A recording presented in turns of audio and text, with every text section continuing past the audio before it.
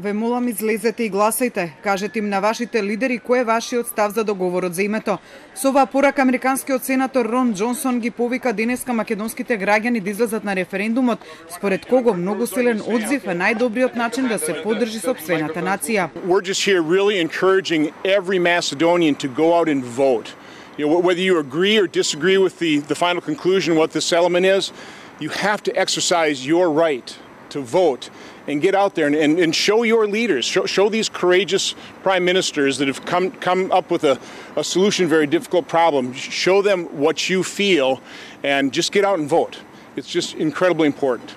Џонсон, кој е председавач со Комисијата за државна безбедност и председавач со подкомитетот за европска регионална безбедносна соработка во Комитетот за надворешни работи на Сенатот, денеска разговараше со премиерот Зоран Заев, а потоа и со претседателот на Собранието Талат Џафери. По средбата во владата, Џонсон рече дека целосно затворање на прашањето за името е единствениот начин Македонија да влезе во НАТО. Според него, тоа не е важно само за НАТО, туку е многу важно и за безбедноста на Балканот и за Македонија.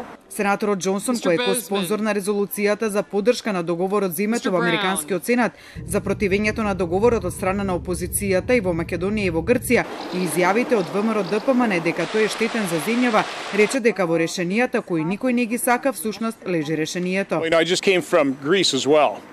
And there's a lot of opposition to the agreement there. Frequently in American politics, when there's a solution that nobody likes, you might have found the sweet spot of what's an acceptable solution. Заев на средбата со Џонсон, како што се наведува во соопштенијето од владата, го информирал сенаторот дека очекува на престојниот референдум опозицијата да ја прифати поканата за учество и обединување и дека ќе го повика своето членство да излезе и да гласа.